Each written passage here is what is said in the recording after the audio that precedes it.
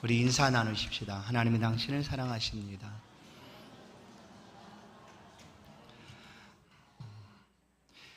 하나님이 기도원을 쓰셨다라는 제목으로 말씀을 함께 상고하겠습니다. 추석 명절 이번 주간에 있습니다. 듣기만 해도 마음 설레고 또 기쁘고 즐겁고 행복한 그런 시간이 다가오고 있습니다. 그러나 한편으로는 누군가에게 이 관계의 어려움 때문에 많이 어려움을 호소하는 분들도 있습니다. 관계뿐만 아니라 사실 우리 스스로도 이 명절이 되면 스트레스를 받을 수도 있습니다. 나는 예수 믿은 것 뿐인데 예수 믿지 않는 가족들과 또 친척들과 또 형제들과 함께 모이게 될 때 왠지 예수 믿은 것이 내가 죄인인 것처럼 그렇게 느껴질 때도 있습니다.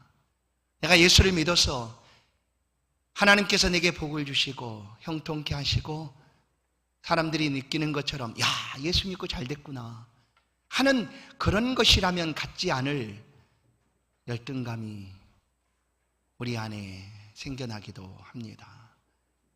그러나 우리 모두는 잘 압니다. 우리가 연약하고 부족하고 완전하지 않다는 것 압니다. 그런데 하나님께서 그런 우리를 쓰시고 계시다는 사실입니다. 지금도 그런 연약한 우리들을 하나님께서 사용하고 계십니다. 아무도 기도하지 않는 우리 가정 속에 기도를 내게 맡겨주셨고 믿음의 파수꾼이 되어서 악한 자가 우리 가정을 해하지 못하도록 기도하는 그런 놀라운 은혜를 내게 맡겨주셨습니다. 그런 연약하고 부족한데도 하나님께서 나에게 그런 은혜를 주셨습니다. 예수님께서 예루살렘에 입성하실 때 예수님 멋진 말을 타고 오신 것이 아니었습니다. 어린 나귀 새끼를 타고 예루살렘에 들어오셨습니다. 보는 사람들이 너무나 초라한 나귀 새끼였기 때문에 어찌 보았는지, 그러나 예수님은 나귀 새끼를 타고 들어오셨지만 그분은 만왕의 왕이요 모든 주의 주가 되셨습니다. 성도 여러분, 우리의 연약함도 우리의 부족함도 누가 보아도 야, 예수 믿더니 어찌 잘 되는 줄 알았더니 그러하냐 할지라도 여전히 우리는 하나님의 백성이고 하나님께서 눈동자처럼 지켜주시는 하나님의 자녀인 것을 우리는 분명히 믿습니다. 누구에게든지 연약함은 있습니다. 부족함도 있습니다. 그러나 이 연약함과 부족함이 있어도 그것들을 어떻게 해결하고 하나님 앞에 삶을 살아가는가가 참으로 중요합니다. 오늘 우리가 함께 볼 말씀 기드온 사사의 이야기입니다. 기드온 사사 역시 이런 열등감을 가진 사람이었습니다. 나는 작습니다. 나는 아무것도 할 수 없습니다. 그러니 내게 그런 말씀하지 마십시오 했던 사람이 기드온이었습니다. 그러나 이런 기드온을 하나님이 쓰시겠다 말하시고 마침내 기드온을 큰 용사로 사용하셨다라는 사실을 오늘 말씀을 통하여 우리가 보게 됩니다. 이 말씀을 들을 때 우리 모두가 기드온을 다뤄가시는 그 하나님의 손길 앞에 우리가 순종하여 우리도 하나님 앞에 귀하게 쓰임받는 우리의 복된 생애가 되기를 주의 이름으로 축원합니다. 기드온의 시대 참 힘들고 어려운 시대였습니다. 사사 드보라가 40년 동안 그 땅을 통치합니다. 그때에는 아주 평안했습니다. 그러나 이 40년 통치가 마치고 또 이스라엘 백성들이 여호와 앞에 악을 행합니다. 그러자 하나님께서 그들을 미디안에 파셨습니다. 미디안이 7년 동안 통치를 하는데 그 미디안의 통치가 얼마나 힘들었는지 그야말로 절망적이었습니다. 살아갈 소망조차 없을 만큼 그토록 힘들었습니다. 그래서 이스라엘 백성들은 미디안을 피하여 다 산으로 올라갔습니다. 산으로 숨어 들어갔습니다. 산속의 동굴에서 살아야 했습니다. 바로 그런 때에 그들이 또한 파종의 시기가 되어서 씨앗을 밭에 뿌리면 미디안이 들어와서 그 씨앗들을 다 헤쳐버리고 그들이 가지고 있었던 짐승마저도 모두 다 가져가 버리고 말았습니다. 미디안은 이스라엘 백성을 완전히 없애고자 하는 그런 마음이었습니다. 사사기 6장 6절 이스라엘이 미디안으로 말미암아 궁핍함이 심한지라 이에 이스라엘 자손이 여호와께 부르짖었더라. 누구에게든 이런 절망의 순간들이 다가올 수 있습니다. 지금 기드온과 이스라엘 백성들에게 이와 같은 절망의 시간이었습니다. 그런데도 불구하고 그들 가운데 소망을 가질 수 있었던 유일한 한 가지는 여호와 하나님을 찾을 수 있었다는 거예요. 하나님을 부르짖었다는 사실입니다. 6장 6절에 말씀한 것처럼 이스라엘 자손이 여호와께 부르짖었더라. 성도 여러분, 오늘 우리에게 소망은 하나님이 계시다는 것이고, 또 아무리 힘들고 절망적이라 할지라도 그 하나님께 우리의 마음을 토로하며 부르짖을 수 있다는 것입니다. 이것이 우리의 소망입니다. 할렐루야. 우리의 삶에 연약함이, 어려움이, 말할 수 없는 힘든 일들이 다가올지라도 하나님은 여전히 살아 계십니다. 왜 하나님, 내가 가장 힘들 때 하나님 계시지 않습니까? 우리는 그렇게 유일지라도 그때에도 여전히 하나님은 우리를 바라보시고 우리에게 필요한 것들을 주시고자 함께하고 계시다라는 사실입니다. 예수 그리스도도 부활하여 승천하셔서 하나님 보좌 우편에 계시지만 지금도 그 보좌 우편에서 우리를 위하여 중보하며 하나님 앞에 기도하시는 분이십니다. 우리를 단 한순간도 놓치지 않고 우리가 어려움 당할 때 우리를 예면하지 않으시고 하나님께 우리를 위하여 그토록 간절하게 중보하고 계시다라는 것이죠. 우리가 절망적일 그때 하나님은 우리를 버리시지 않으셨습니다. 그때에도 함께 계셨고 지금도 여전히 함께 계십니다. 이스라엘 백성들이 그 절망의 순간에 부르짖을 때 하나님께서 그들 가운데 한 선지자를 보내주셨습니다. 그런데 이 선지자가 와서 이스라엘 백성들에게 외치는 말이 책망하는 말씀이었습니다. 어찌하여 그렇게 하였느냐? 이 축복의 땅에서 하나님의 말씀을 지키지 않고 어찌하여 우상을 섬김으로 하나님으로부터 이와 같은 일을 당하느냐 하고 선지자는 책망을 합니다. 상당히 아픈 말씀이었죠. 쓰리고 아픈 말씀이 그들 가운데 다가왔습니다. 여러분, 그래도 때로는 쓴 것이 약이듯 우리가 잘못할 때 누군가가 우리를 책망하고 잘못된 길로 가고 있다라고 말해주는 것이 우리의 삶의 복이다라는 것이죠.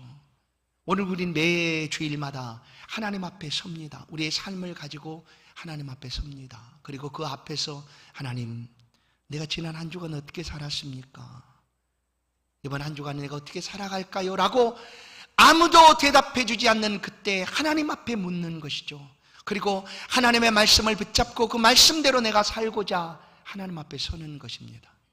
그 말씀이 때로는 책망일지라도 하나님 우리를 아끼고 사랑하심으로 들려주시는 말씀이라면 그 말씀을 듣고 다시금 돌이켜 바른 길을 가는 것, 그것이 우리 가운데 복이다라는 것이죠. 그래서 선지자가 그 가운데 나오는 것이죠. 선지자가 와서 어찌하여 그렇게 하였느냐. 그런데 그 이스라엘 백성들이 그들의 절망적인 상황 속에서 이 말씀을 들을 때 다시금 어떻게 했을까요?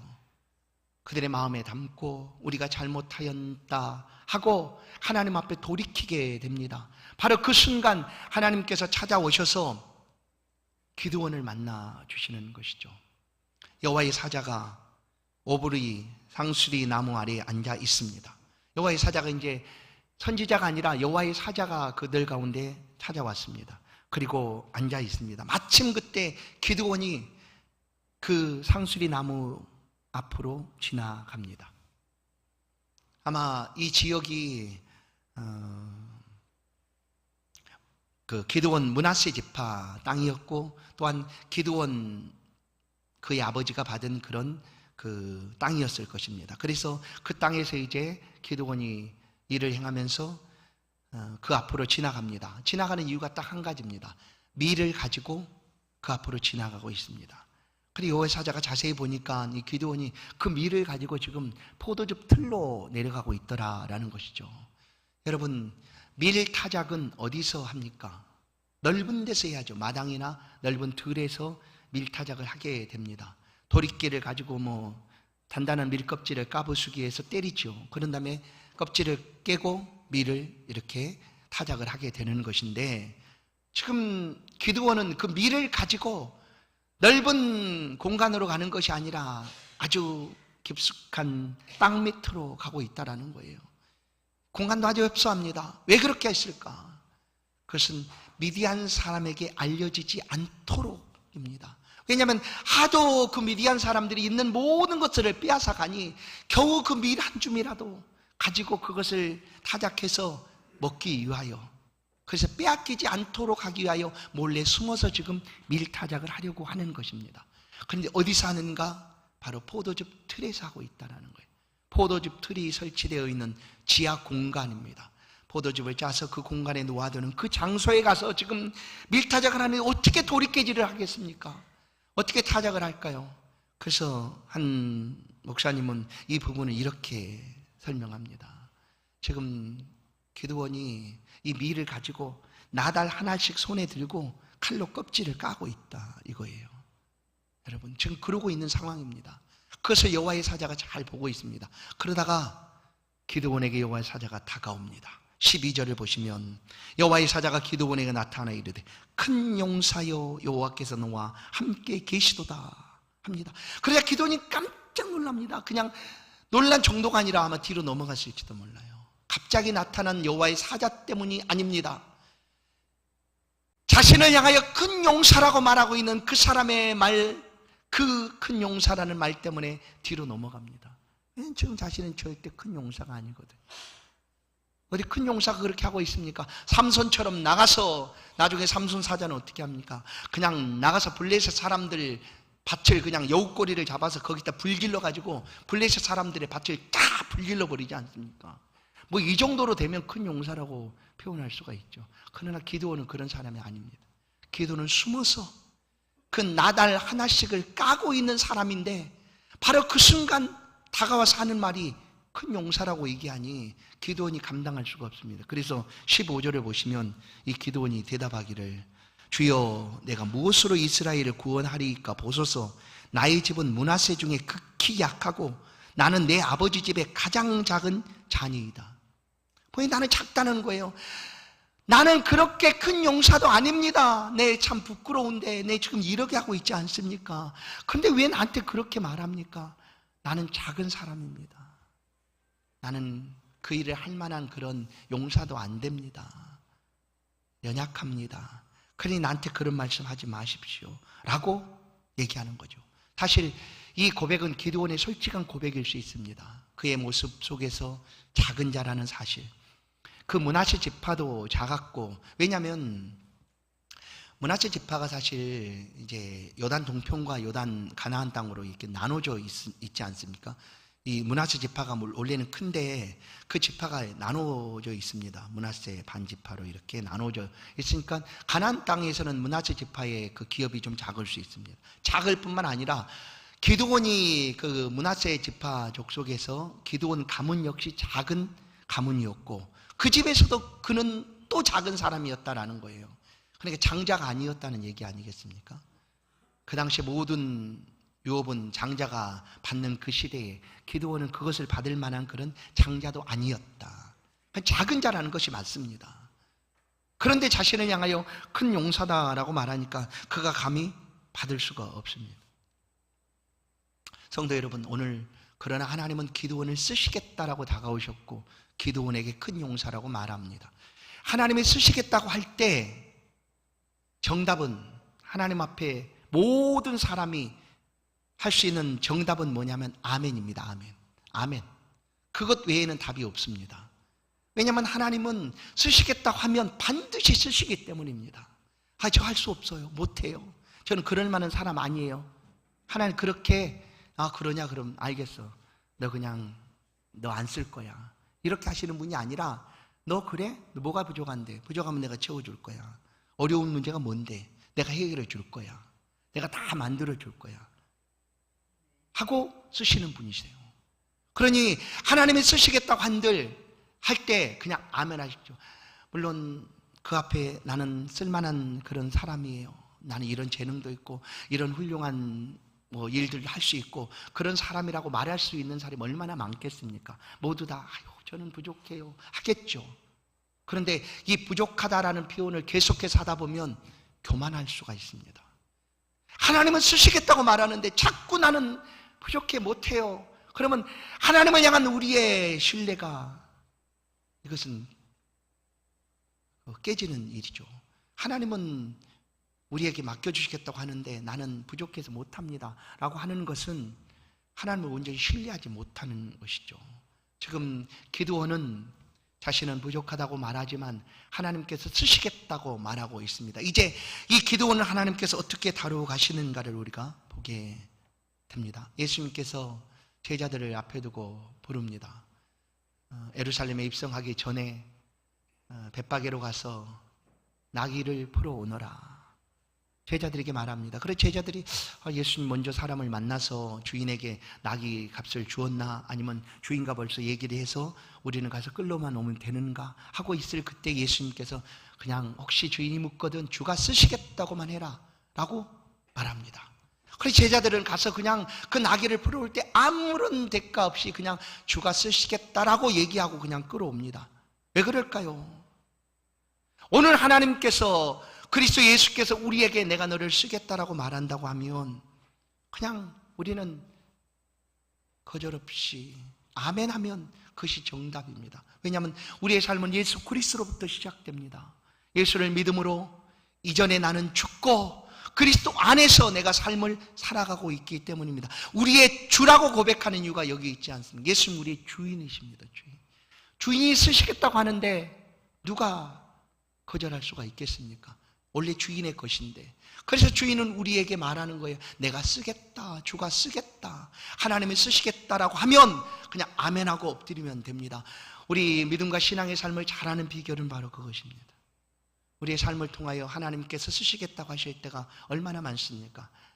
그것이 교회를 위하여 이 성도님 이번에 이런 일들이 있는데 이렇게 좀 하시면 어떨까요? 라고 주의 종을 통하여 또한 직분자들을 통하여 기관장들을 통하여 얘기할 때 그때 그냥 아멘 하시면 돼요. 아멘 하시면 돼요. 그러면 우리의 믿음은 든든하게 세워져 가게 될 것이고 믿음의 담력도 얻어 하나님을 기쁘시게 하는 영광 돌리는 삶으로 신앙도 그냥 쑥쑥 성장하게 될 것입니다. 다시 한번 말씀드립니다. 하나님이 쓰시겠다고 할 때 우리의 답은 아멘입니다. 아멘. 하나님이 쓰시겠다 할 때. 그러나 기도원을 보십시오. 쉽게 그렇게 하나님 앞에 아멘하지 못합니다. 그러나 마침내 하나님이 이 기도원을 사용하고 계시다라는 것입니다. 모세 역시 하나님께서 쓰시겠다고 할 때 그는 거절했습니다. 모세도 거절했어요. 당시대에 모세만큼 뛰어난 사람이 있었을까? 하나님이 사용하시기에 합당한 사람. 왜냐하면 모세는 애굽의 모든 학문을 다 배웠습니다. 그리고 하나님을 향한 열정이 충만했던 그런 사람입니다. 애굽 사람이 이스라엘 백성을 치는 것을 보고 그 마음이 그냥 감동이 돼가지고 어찌 하나님의 백성을 치는가 하고 쳤는데 그냥 죽어버렸어요. 그래서 도망쳤죠. 40년 동안. 그런 후에 하나님이 그를 쓰시겠다라고 다가왔습니다. 그러나 모세는 못해요. 나 할 수 없어요. 말도 못해요. 하고 거절합니다. 그러나 하나님께서 나중에는 화까지 내시면서 너 입을 만드신 분이 누구냐? 너 말 못하냐? 그럼 내가 말 잘하는 내 형 아론 붙여줄게. 결국 모세가 거절하지만 하나님은 모세를 통하여 사용하시고 이스라엘 백성들을 이끌어내셨습니다. 하나님이 쓰시겠다고 할 때 우리의 답은 아멘입니다. 어디서든지 아멘으로 하나님 앞에 고백할 수 있기를 간절히 축원합니다. 하나님께서 기드온을 이제 부르셨습니다. 나는 작다라고 말하고 있을 그때에 하나님께서 다가오셔서 말합니다. 아니야, 내가 너를 거쳐서 쓸 거야. 너는 큰 용사야. 여러분, 기드온은 자신이 작다는 것을 너무나 잘 알아요. 그런데 여러분 기억하십시오. 우리를 만드신 분이 하나님이십니다. 내가 어떤 일을 행하고도 도대체 내가 왜 이렇게 할까라고 우리 스스로에게 질문을 할 때가 있지 않습니까? 내가 왜 이렇게 했지 하는 순간들이 있죠. 내가 나를 잘 모른다는 것 아니겠습니까? 그러나 내가 나를 아는 것보다 나를 창조하시고 지금도 여전히 함께 하시고 우리를 지켜보시는 하나님이 나를 더 잘 압니다. 믿으십니까? 하나님이 더 잘하세요. 그래서 지금 하나님은 기드온을 보셨습니다. 기드온이 큰 용사라는 사실을 하나님이 아셨습니다. 그리고 기드온을 쓰시겠다라고 말하고 있는 거죠. 그러나 기드온 자신은 자기가 보아도 자기는 작은 자니 나는 그럴 만한 사람이 아닙니다. 그러나 아멘 하십시오. 하나님은 우리보다 우리를 더 잘 아시는 분이세요. 우리 안에 가진 꿈과 우리 안에 가진 비전들이 어떻게 이루어져 갈 것인가를 하나님께서 아시고 그것들을 이루게 하시는 분이시다라는 거예요. 나는 때로 낙심하고 실망하고 포기하고 주저앉아 멈추지만 하나님은 우리에게 다가오셔서 우리 안에 가진 그 가능성, 꿈, 그것들을 이루어 가시기 위하여 지금도 함께 하시고 계시는 하나님이십니다. 그러니 열등감 때문에 그냥 주저앉아 버리지 마십시오. 낙심도 하지 마십시오. 열등감이 뭘까요? 그것은 비교입니다. 비교. 다른 사람과 다른 환경과 비교해서 평가한 후에 결론을 내는 거죠. 그리고 내는 결론이 뭐냐? 나는 안 돼, 이거예요. 나는 저 사람처럼 좋은 가문도 아니야. 저 사람처럼 학벌도 좋지 않아. 저 사람처럼 스펙도 낮지 않아. 내가 가진 것은 아무것도 없어. 그러나 저 사람은 달라. 그 나는 비교할 수 없어. 나는 안 돼. 이게 열등감 아니겠습니까? 그러나 여러분 기억하십시오. 하나님이 우리를 창조해 주셨습니다. 우리의 겉모습이 어떠하든지, 우리의 살아가는 삶의 정도가 어떠하든지 이미 하나님은 우리에게 말씀합니다. 너는 왕 같은 제사장이요, 그의 기르시는 양이요, 내가 기르는 양이요, 나의 백성이다. 뿐만 아니라 너는 나의 자녀다, 내 아들이다, 내 딸이다. 나는 너의 아버지다. 넌 내 것이다. 무엇이 걱정스럽냐? 내가 너의 모든 것이 되어서 너를 돕고 너와 함께하고 너를 지켜주고 너를 붙들어 줄 터인데 무엇이 두렵냐 하고 말씀하시는 거예요. 그렇게 지금 기드온에게 다가오셔서 하나님이 말씀하고 계시는 거예요. 사랑하는 성도 여러분, 기드온의 열등감을 하나님이 해결해 주십니다. 어떻게 해결하는 거 보십시오. 기드온은 작다라고 여겼습니다. 나는 아무것도 못한다고 말했습니다. 그러나 하나님은 아니다, 너는 크다라고 말합니다. 너는 큰 용사여라고 말합니다. 너는 큰 사람이야. 너는 큰 용사야. 세상이 너를 인정해 주지 못해도, 알아봐 주지 못해도 나는 너를 안다. 내 안에 있는 그 큰 용사를 나는 보고 있다라고 하나님 말씀하고 있는 거예요. 성도 여러분, 세상에 우리의 삶을 맡기는 것이 아니지 않습니까? 우리의 삶을 하나님께 맡기고 살아가는 거 아닙니까? 그러면 하나님의 말씀하심 앞에 서십시오. 하나님은 지금도 우리를 붙들어 주시는 하나님이시고 우리를 위하여 아들까지 내어주시고 모든 것 내어주시고 우리를 위하여 전혀 아까워하지 않고 지금도 다 주시기를 기뻐하시는 하나님이시다. 그 하나님이 우리 하나님이 되어주시고 우리 아버지가 되어주신다라고 말합니다. 기드온은 작다고 할 때 하나님은 아니다, 너는 큰 사람이다, 나는 너를 믿는다 하고 하나님께서 말씀해 주십니다. 그러자 기드온이 말합니다. 13절에서 보면 하나님에 대한 질문을 쏟아놓습니다. 기드온이 그 얘기를 듣고 하나님 앞에 쏟아놓습니다. 아니 우리가 힘들고 어려울 그때에 어찌하여 우리와 함께 계시지 않았습니까? 하나님이 계셨다면 우리가 이렇게 곤란을 얻고 어려움을 겪겠습니까? 어찌하여 함께 있지 않았습니까? 두 번째, 우리는 쉴 새 없이 들었습니다. 조상들에게 하나님의 그 놀라운 기적들에 대해서 이야기를 들었습니다. 그런데 어찌하여 우리 시대에 하나님의 기적은 도무지 나타나지 않습니까? 그리고 낸 결론이 뭔지 아십니까? 하나님 우리 버린 것 아닙니까? 그게 13절이에요. 기드온이. 하나님 우리 버린 것 아닙니까? 하나님 우리를 버려서 지금 우리가 이렇게 절망적인 상황에 놓여 있는 것 아닙니까? 라고 낙심합니다. 나는 할 수 없다는 거죠. 못한다는 거예요. 그때 하나님께서 말씀합니다. 아니다. 16절, 그에게 이르시되 내가 반드시 너와 함께 하리니 내가 미디안 사람을 치기를 한 사람 치듯 하리라. 반드시 너와 함께 하리라. 성도 여러분, 하나님은 단 한 번도 우리를 잊지 않으셨습니다. 지금도 우리의 삶의 평안과 행복을 위해서 지금도 일하고 계시는 하나님입니다.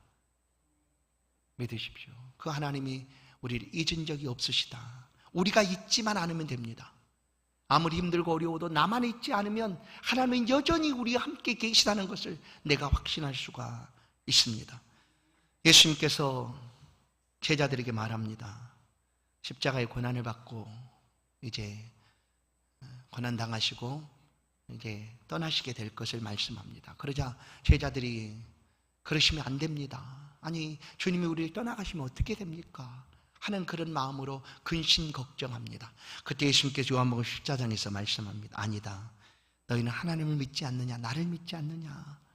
그러니 걱정하지 말아라. 내가 다시 너희에게 오리라 하시면서 14장 16절에서부터 18절까지 하신 말씀이 있습니다. 16절에서는 다른 보혜사를 너희에게 줄 것이다. 영원토록 너희와 함께 있게 하리라. 떠나가시면서 하신 말씀이요. 다른 보혜사 성령이죠. 성령을 너희에게 보내줄 것이고 그 성령이 영원토록 너희와 함께 있을 것이다. 17절은 너희와 함께 너희 속에 계시겠다.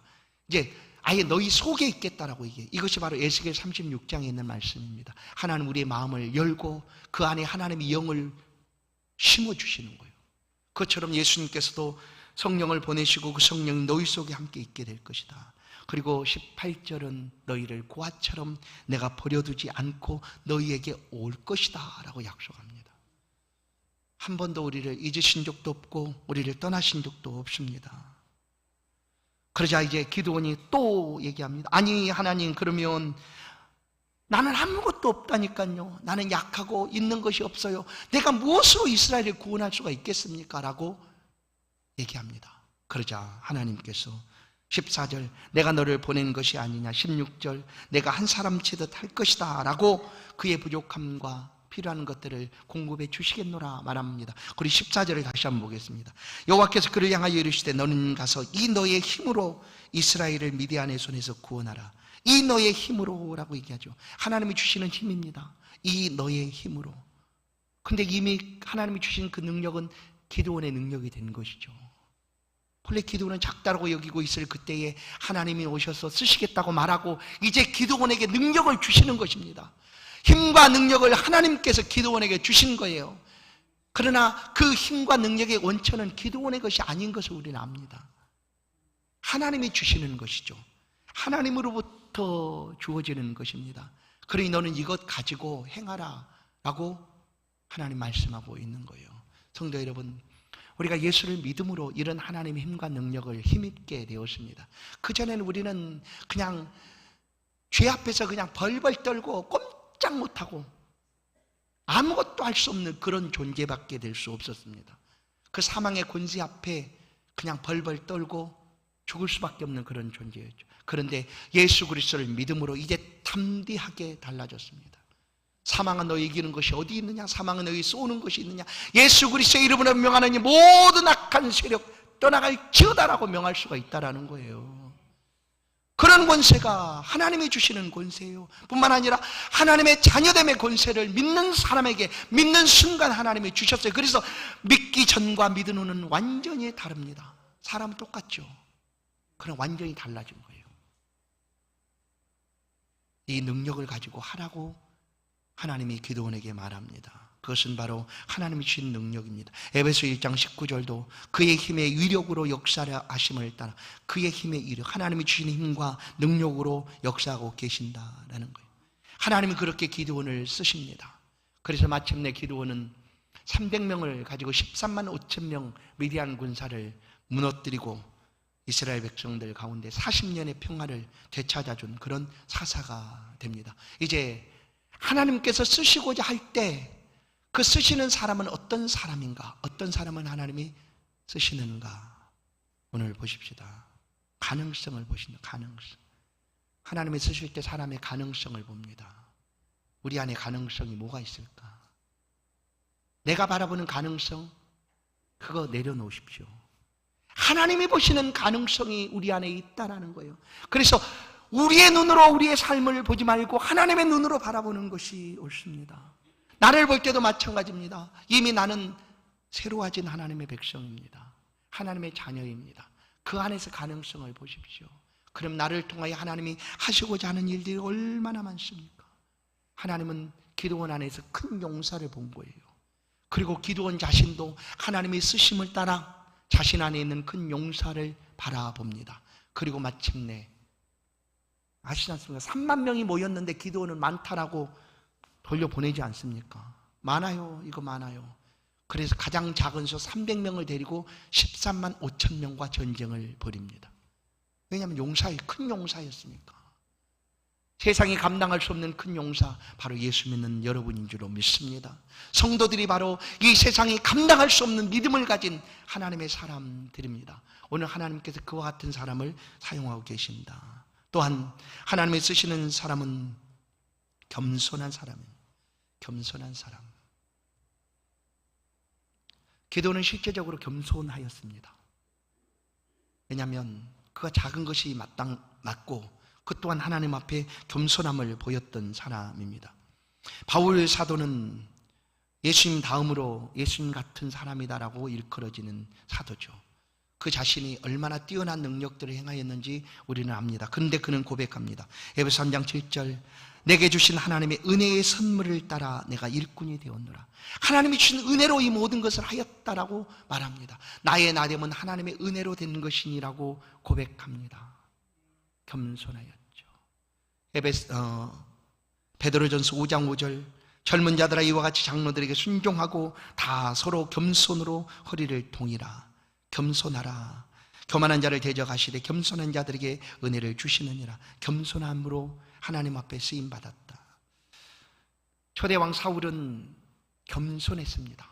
얼마나 겸손했는지 자신은 왕의 제목이 될 사람이 아니다라고 여겼고 숨어 있었습니다. 왕을 예선하는 그 자리에 나왔지만 그 자리에서 멀찍이 떨어져서 상관없다, 나는 왕 될 제목이 아니야. 그만큼 사울은 사실 겸손했습니다. 왜냐하면 그 시대에 당시에 사람들이 사울을 높여봤지만 자신은 그렇게 아니다라고 여겼던 거죠. 그럴 때에 하나님이 그를 들어서 왕을 세우셨습니다. 그러나 왕이 된 후에 사울은 교만해졌습니다.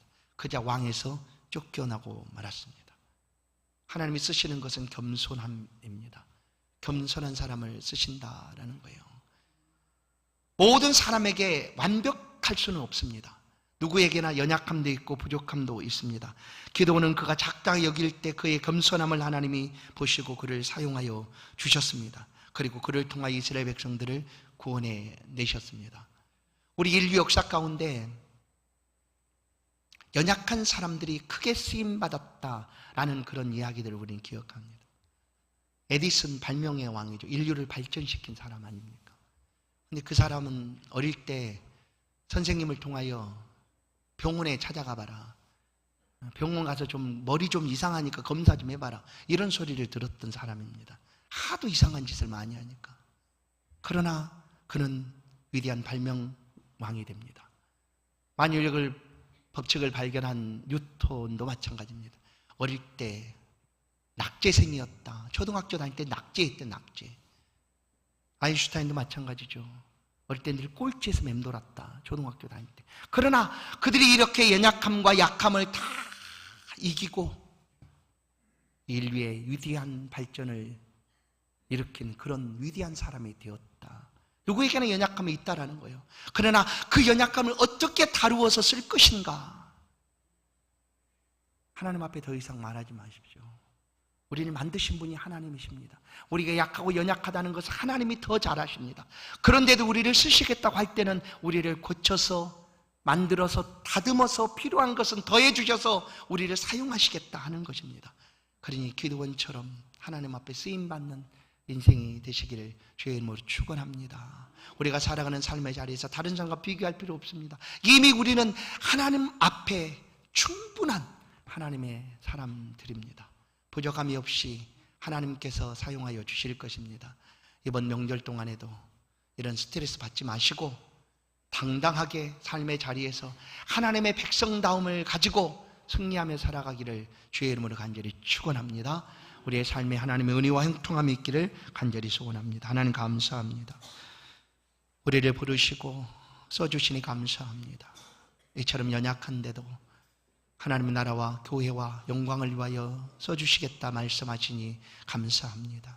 하나님 엎드려 하나님의 쓰임 앞에 아멘하여 순종하오니 우리를 사용하여 주셔서 하나님의 나라가 세워져 가게 하시고 영광이 높아져 가게 하시고 수많은 사람들이 주께 돌아오는 곳에 우리의 모든 수고로움들, 우리의 헌신들, 우리의 섬김들이 사용될 수 있도록 은혜 베풀어 주옵소서. 주의 집에 쓰임받는 많은 일꾼들로 가득 차도록 역사하여 주옵소서. 예수 그리스도의 이름으로 기도하옵나이다. 아멘.